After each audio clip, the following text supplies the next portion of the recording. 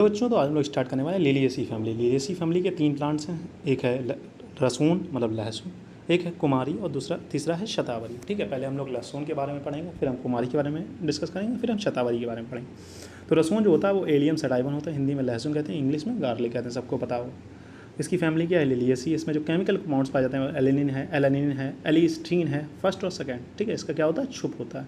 ठीक है, रसून का अगर पौधा मतलब लहसुन का अगर पौधा देखे होंगे तो लहसुन की जो पत्तियाँ आती हैं मतलब एक छुप होता है नॉर्मल आकार का। उग्र गंध, इसकी गंध बड़ी तेज होती है। महा औषध, बहुत सारी बीमारियों में इसका प्रयोग किया जाता है। अरिष्ट और यवनिष्ठ। ठीक है, इसका रस बताएं तो पंच रस युक्त होता है और अम्ल रस रहित होता है, मतलब इसमें अम्ल रस नहीं होता, बाकी सारे रस होते हैं। ठीक है, गुड़ की बात करें तो गुरु है, स्निग्ध है, तीक्ष्ण है। ठीक है, वीर्य की बात करें तो वीर्य क्या है इसका, उष्ण है, विपाक, कटु है, दोषकर्म, कफ, वात, शामक है। तो कैसे याद करोगे, AKU या PKU याद कर सकते हो, पंच रस युक्त है, अम्ल रस नहीं है इसमें, PKU करके याद कर सकते हैं आप। ठीक है, P से क्या हो गया, पंच रस युक्त, K से क्या हो गया, कटु, विपाक, U से क्या हो गया, उष्ण, वीर्य। ठीक है, प्रयोजन क्या हो गया, कंद हो गया। ठीक है, मात्रा क्या हो गई, कल्क की 2 से 3 ग्राम और सुरस की 10 से 30 बूंद।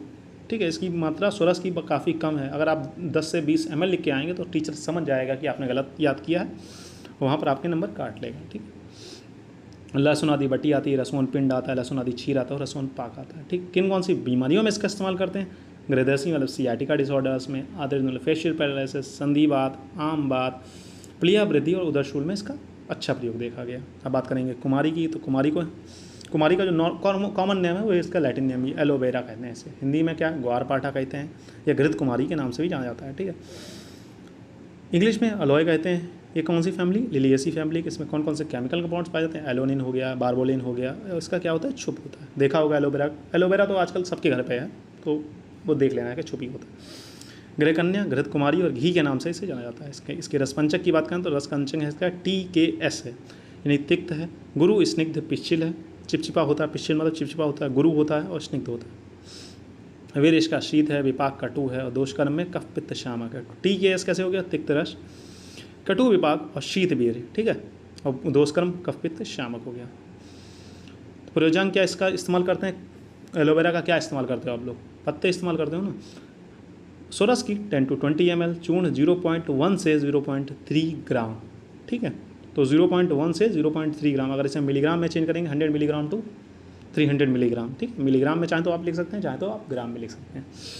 रजा पर्वतनी बटी, कुमारी आसव, कुमार आदि बटी। इसके कौन कौन से बीमारियों में प्रयोग करे जाते हैं, विबंध में, प्लिया वृद्धि में मतलब हेपेटोमेगेली में, स्प्लीनोमेगेली में, कृमि रोग में, व्रण रोग में, शोथ में इसका इस्तेमाल करते हैं।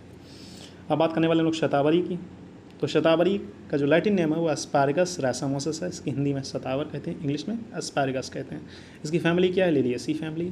इसमें कौन कौन से केमिकल कंपाउंड्स पाए जाते हैं, साइपोनिन हो गया, टैनिन हो गया, इसकी लता होती है।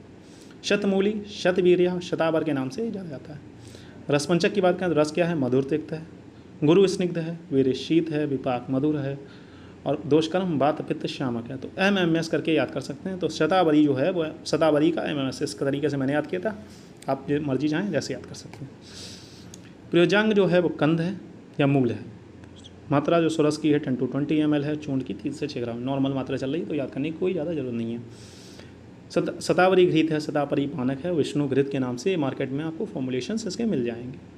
प्रतिशा यानी राइनाइटिस कंडीशन में, श्वास रोगों में, काश रोगों में, सिरशूल में, श्वेत प्रदर में इसका बहुत अच्छा उपयोग देखा गया है। ठीक है बच्चों, तो आज के लिए इतना ही, मिलते हैं नेक्स्ट लेक्चर में। तब तक के लिए हैव अ नाइस डे, पढ़ते रहें, मस्त रहें। कोई भी समस्या हो रही है तो आप कमेंट करके पूछ सकते हैं। ठीक है।